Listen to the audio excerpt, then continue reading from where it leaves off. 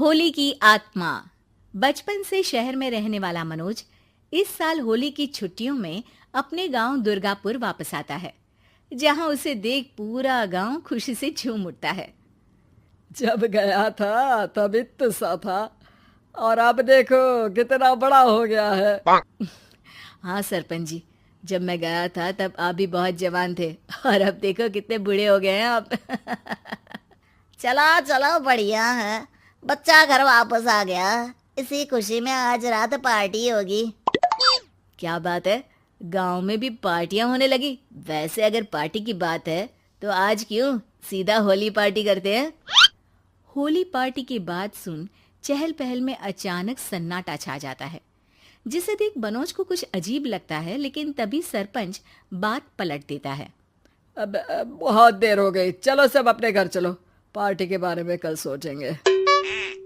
मनोज भी mummy papa के साथ घर आ जाता है, पर होली पार्टी और उस पर पूरे गांव की खामोशी वाली बात अभी तक उसके जहन से निकलती नहीं।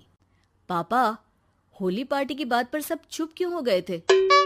अरे होगी उनकी कोई अपनी बात, मुझे गांव की पंचायती थोड़ी पता है। थक गया हूँ, चलो सो जाते हैं, कल बात करते हैं। पापा की बात मानते हुए मनोज भी सोने चला जाता है। आज तो छुपा लिया, लेकिन हफ्ते बाद जब होली का दिन आएगा तब इसे कैसे रोकोगे? अगली सुबह सूरज के साथ ही मनोज भी गांव घूमने निकल जाता है, जिस पर रास्ते में उसे अपनी ही उम्र के कुछ लड़के भी मिलते हैं, जिनसे दोस्ती कर अब वो उनके साथ घूमने लगता है। इसी तरह कुछ दिन बीत जाते हैं और होली नजदीक आने लगती है। दोस्तों, होली में 4 दिन ही बचे हैं, पर गांव में उसकी कोई तैयारियां क्यों नहीं दिख रही? क्योंकि यहाँ होली नहीं मनाई जाती। अरे पर ऐसा क्यों? वो राजा भूषण। अरे तुम 4 दिन के लिए आए हो, क्या इतना सोच रहे हो? चलो कुछ खाने चलते हैं। इसी के साथ एक बार फिर होली की बात को टलते हुए देख मनोज को शक होने लगता है। वो घर पहुंचते ही इंटरनेट पर अपने गांव और राजा भूषण के बारे में जानकारी निकालने लगता है। क्या? मुझे आज तक ये नहीं पता था। ऐसा कैसे? किसी ने मुझे कुछ बताया क्यों नहीं? सारी जानकारी लेने के बाद मनोज गांव वालों या अपने मम्मी पापा से कुछ पूछे बिना खुद ही उसकी सच्चाई के बारे में छानबीन करने लगता है, जिसके चलते वो राजा भूषण की हवेली में पहुंचता है। वाह, क्या हवेली है यार! पर क्या यहाँ सच में कोई भूत है? हेलो भूत जी, कोई है क्या? हम इस साल गांव में होली सेलिब्रेट कर रहे हैं, क्या आप उस पर थोड़ा इंटरव्यू देंगे? मनोज के ऐसा बोलते ही गांव में तूफान उठ जाता है और हवेली में रखी सारी चीजें हिलने लगती है।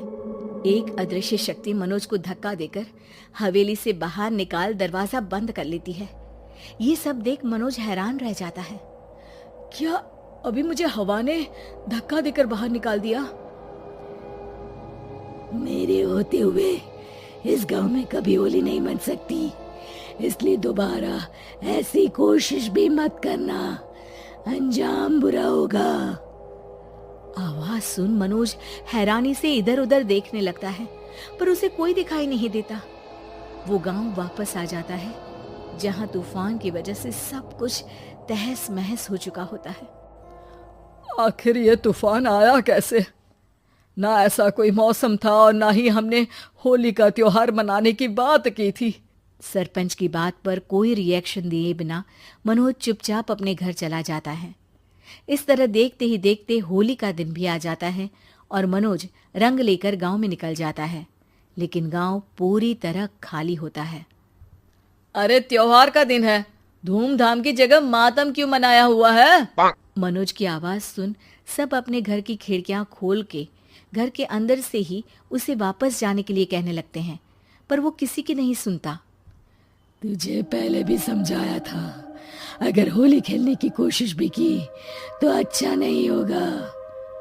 अरे बात मान लो बेटा, तुम्हें सच नहीं पता। मुझे सब पता है। सालों पहले इस राजा ने एक अंधविश्वास फैलाया और आप लोग आज तक उसे मानते आ रहे हो। अरे बेटा, जब तुम पैदा भी नहीं हुए थे उससे भी बहुत पहले से इस गांव पर होली का श्राप है। अगर गांव में होली का त्योहार मनाया जाता है तो प्रलय आना पक्की बात होती है। राजा भूषण इस सब में नहीं मानते थे और त्योहार मनाने लगे, जिसके चलते होली वाले ही दिन पहले उनके बेटे की और फिर उनकी मृत्यु हो गई। तभी से गांव की रक्षा के लिए उनकी आत्मा उस हवेली में रह रही है। सबकी बातें सुन मनोज उलझन में पड़ जाता है। सोचना भी मत मनोज, अगर तुमने इस परंपरा को तोड़ने की कोशिश भी की तो उसका परिणाम इस गांव और गांव के लोगों के लिए अच्छा नहीं होगा।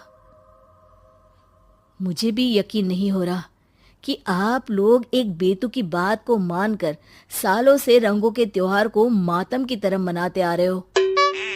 मनोज किसी की कोई बात ना मानते हुए पूरे गांव में रंग बिखेर देता है, जिसके तुरंत बाद वहां तूफान के साथ बिजलियां गरजने लगती है। अचानक मौसम में ऐसा बदलाव देख जहां मनोज कंफ्यूजन में आ जाता है, वहीं गांव वाले डर से सहम जाते हैं।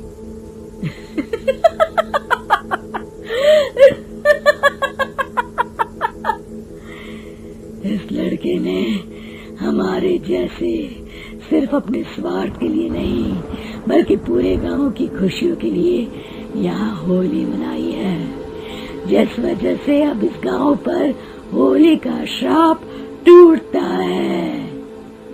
ऐसा बोलकर राजा का भूत वहां से गायब हो जाता है, जिसके बाद गांव के लोग धूमधाम से होली मनाते हैं। खुशियों के रंग गांव में बिखरे ही होते हैं कि अगली सुबह अचानक मनोज कहीं गायब हो जाता है और एक बार फिर गांव में होली का नया राज शुरू हो जाता है।